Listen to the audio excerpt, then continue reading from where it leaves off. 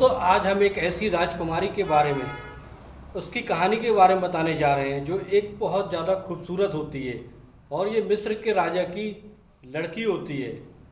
दोस्तों, आप तो मिस्र का नाम पहले से ही जानते होंगे। मिस्र का नाम जो है वो पिरामिड से, मिस्र के पिरामिड है, मिस्र का जो रेगिस्तान है या मिस्र की मम्मी है उनके नाम से जाना जाता है, जो सबसे ज़्यादा फेमस होता है। तो दोस्तों, मिस्र की एक ऐसे राजा की कहानी है जो बहुत अत्याचारी, बहुत क्रूर और बहुत ज़्यादा बदसूरत था और इसकी उम्र काफ़ी हो चुकी थी, लेकिन वो इतना ज़्यादा अत्याचारी था कि उसने अपने ही बेटियों के साथ संबंध बनाए और उसने अपने किसी बेटी को भी नहीं छोड़ा। तो दोस्तों, वैसे तो हम बहुत ही कम राजा महाराजाओं के बारे में और उनकी महारानियों के बारे में जानते होंगे, लेकिन कुछ लगभग 2000 साल पहले की बात है। जो राजा था जिसका नाम था अख्यानूतन, जो बड़ा अत्याचारी था। तो उस अत्याचारी राजा की 3 बेटियां थीं और तीनों बहुत ज़्यादा खूबसूरत थीं। सबसे छोटी बेटी थी जो जिसका नाम था अनक्सेना मून, जो सबसे ज़्यादा ही खूबसूरत थी। और दोस्तों, ऐसा ही होता है, जो अत्याचारी राजा होता है अख्यानूतन, उसने सबसे बड़ी बेटी के साथ संबंध स्थापित किया और उसके साथ बलात्कार किया, जिससे उसकी जो बेटी थी, बड़ी बेटी, उसने बच्चे को जन्म देते समय उसकी मौत हो जाती है। और जो बीच वाली लड़की होती है फिर वो उसके साथ संबंध बनाने लगता है। वो इतना ज़्यादा अत्याचारी होता है कि संबंध बनाते समय तो दूसरी वाली, बीच वाली लड़की की भी मृत्यु हो जाती है। अब बचती है जो छोटी वाली। तो दोस्तों, सबसे छोटी लड़की का नाम होता है अलेक्सा मून ने अपनी ज़िंदगी में इतने ज़्यादा संबंध बनाए होंगे, संबंध स्थापित किए होंगे, ये किसी को ही नहीं पता था। तो दोस्तों, इस तरह से जो अख्यानूतन होता है वो अपनी तीसरी बेटी जो होती है, जिसका नाम होता है अलेक्सा मून के साथ संबंध बनाता है। इस तरह से बहुत टाइम तक उसके साथ संबंध बनाता है। किसी वजह से अख्यानूतन की मृत्यु हो जाती है और इस तरह से उसका एक बेटा होता है। 3 बेटियों के अलावा अख्यानूतन का एक लड़का होता है तूतन खामिन की उम्र होती है 15 साल की।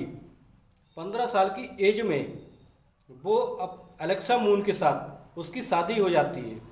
जब उसकी शादी हो जाती है, इतनी कम उम्र में वो शारीरिक संबंध जो है वो नहीं बना पाता है और जिससे अलेक्सा मून को शारीरिक सुख नहीं मिल पाता है, तो वो इधर उधर महल में लोगों को ढूंढने लगती है और इस तरह से दूसरे लोगों से संबंध बनाने लगती है और संबंध बनाने लगती है। फिर उसके बाद उसकी 2 लड़कियां होती हैं, 2 बच्चे होते हैं। लेकिन जैसे ही ये बात जब उसे इस बात का पता चलता है तूतन खामिन को कि जो बच्चे हैं अलेक्सा मून के, वो उसके नहीं है, किसी और के बच्चे थे, तो वो बच्चों को मरवा देता है।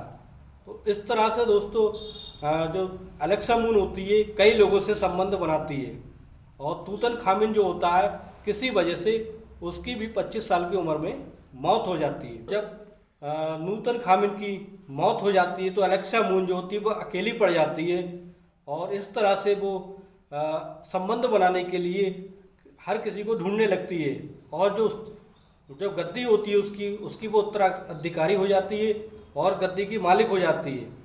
लेकिन एक बड़ा ही निर्दयी सम्राट होता है दूसरे राज्य का, जिसका नाम होता है आख्या नाम होता है। आख्या बहुत ही निर्दयी होता है और वो रिश्ते में अलेक्सा मून का नाना होता है। जैसे ही जब ये बात पता चलती है कि उस गद्दी का मालिक कोई नहीं रहा और अलेक्सा मून जो है वो अकेली है, तो इस बात का फायदा उठाकर आख्या जो होता है वो अलेक्सा मून से संबंध स्थापित करने की कोशिश करता है। लेकिन ये बात अलेक्सा मून को पसंद नहीं आती, क्योंकि वो रिश्ते में उसका नाना होता है और इतना ज़्यादा बुजुर्ग होता है, जिससे ये बात उसको पसंद नहीं आती है। और इस बात की जानकारी वो पड़ोस के एक सम्राट होते हैं, उनको लेटर लिख के अलेक्सा मून ये बात बताती है कि अगर आपका कोई बेटा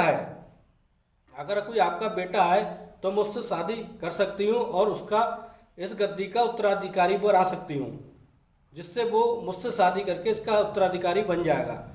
ये बात उस सम्राट को पसंद आती है और वो अपने बेटे को उसको सबसे बड़ा बेटा होता है, उसको वो शादी करने के लिए भेज देता है। लेकिन जो आख्या होता है, एलेक्सा मून का नाना, जो बहुत ज़्यादा खतरनाक होता है, उसको रास्ते में भनक लग जाती है कि वो उस सम्राट का जो लड़का जो शादी करने के लिए जा रहा है, जिससे वो उसकी रास्ते में हत्या करा देता है। और इतना ज़्यादा क्रोधित हो जाता है आख्या और एलेक्सा मून के साथ बलात्कार करता है, और वो कई दिनों तक उसके साथ बलात्कार करता रहा। तो फिर आख्या जो होता है वो अलेक्सेना मून से शादी कर लेता है और उस गद्दी का उत्तराधिकारी बन जाता है। इस तरह से वो कई दिनों तक उसके साथ जबरदस्ती करता है और रिश्ता बनाता है। इस तरह से ये काफ़ी दिनों तक चलता रहता है। लेकिन अचानक ही एलेक्सा मून की किसी वजह से मौत हो जाती है। लेकिन ये राज ही रह जाता है कि उसकी मृत्यु कैसे हुई थी। ये आज तक कोई नहीं जान पाया कि एलेक्सा मून की जो मृत्यु हुई थी वो किस तरह से हुई थी। तो दोस्तों, एलेक्सा मून जो होती है वो एक ऐसी राजकुमारी, ऐसी खूबसूरत राजकुमारी होती है जिन्होंने अपनी ज़िंदगी में इतने सारे लोगों से संबंध बनाए थे, फिर भी वो अपने जीवन में खुश नहीं रह पाई थी। और उनकी जब मौत हुई थी तो उनकी मौत का राज जो था वो राज ही रह गया। कोई नहीं जान पाया उनकी मौत किस तरह से हुई थी।